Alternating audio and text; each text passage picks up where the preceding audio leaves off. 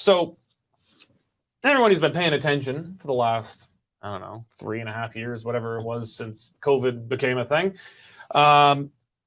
it became fairly obvious, fairly early, that there was at least a very strong chance that COVID came from the experimental COVID lab in Wuhan province in China. Now, there have been conspiracy theories around it, people saying, matter-of-factly, it's proven, beyond a shadow of a doubt. I'm skeptical of that. I don't think we really know because the Chinese government's been so opaque around this stuff, intentionally opaque, or that it was intentionally released. That is also extremely unlikely. I'm not sure what interest the Chinese would have in releasing that in their own backyard and devastating themselves worse than anyone else got hurt, creating all sorts of unrest. The Chinese Communist Party now has to more or less tolerate protests because anti-lockdown protests aren't just for Alberta. Even China got them too. And they did not send in the tanks Tiananmen Square style to kill them for doing it, which was a bit of a surprise. But it was the idea that COVID came from a Wuhan lab. We can say this on YouTube now because the government agrees. YouTube, those of you watching on YouTube, this would be censored. What we're saying right now, 1 week ago, if we said this here, it would be censored by the bureaucrats working for the government at YouTube. But today, we can say it because the Federal Department of Health now admits that it is not a conspiracy theory, that it is the precise origin, while not yet known, is it now recognizes the significant possibility that it came from a, quote, laboratory incident, which is government speak for the Wuhan COVID lab. Health minister at the time during COVID, when this was a thing, a reporter asked her if we can trust the information coming from China. And she says, kind of referring to the theory that it came from the lab, she says, you're promoting conspiracy theories and we need to work with China and blah, blah, blah, blah, blah. Very Chinese. They didn't want to offend the Chinese. I wonder why the Liberals were so hesitant to offend the Chinese Communist Party. No idea why 3.5 years ago they could have been so hesitant to do so. But she called everyone discussing the possibility that the Chinese Communist Party might not be completely untoward a conspiracy theory. Well, the Department of Health now says that is one of the leading potential causes of the incident. So, start with you, Nigel. Conspiracy theory yesterday, government policy today.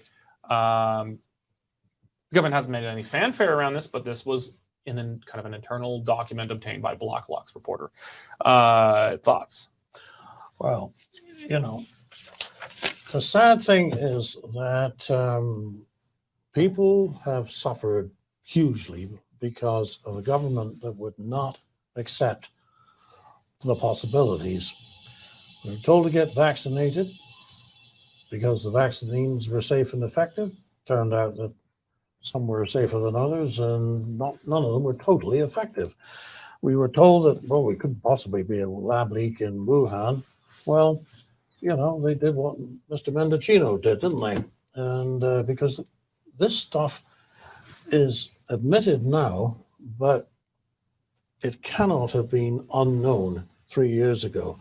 And in fact, I often go back to the briefing that Dr. Theresa Tam, Canada's Chief Public Health Officer, gave to the House of Commons Health Committee 2 weeks before the pandemic was declared in Canada, a state of public health emergency declared.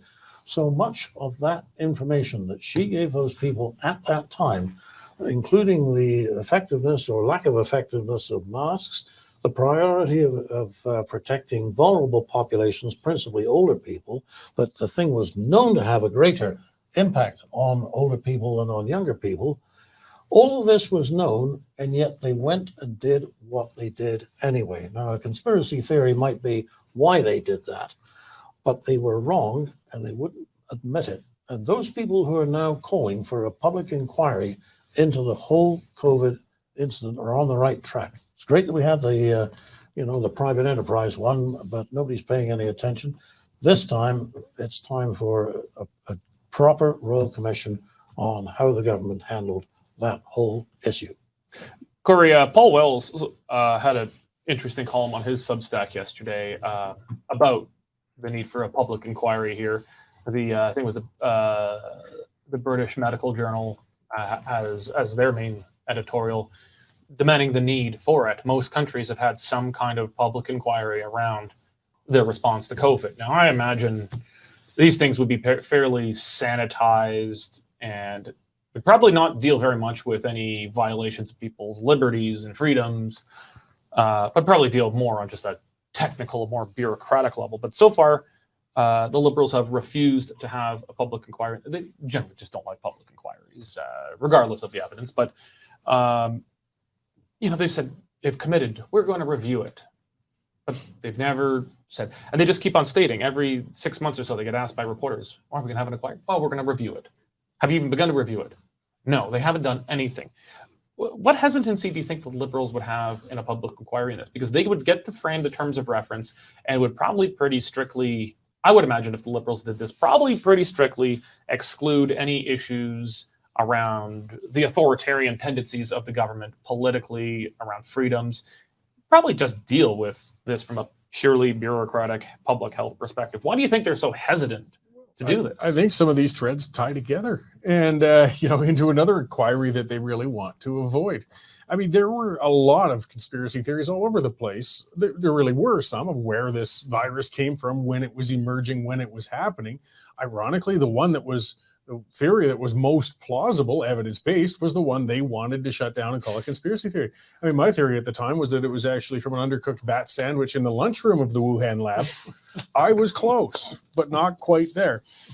But you're mixing your theories. Well, I was getting in the right direction. Pangolin. But I mean, the reticence in entertaining that particular one, as you kind of mentioned before, well, that starts getting a little close to insulting the Chinese Communist Party or its competency.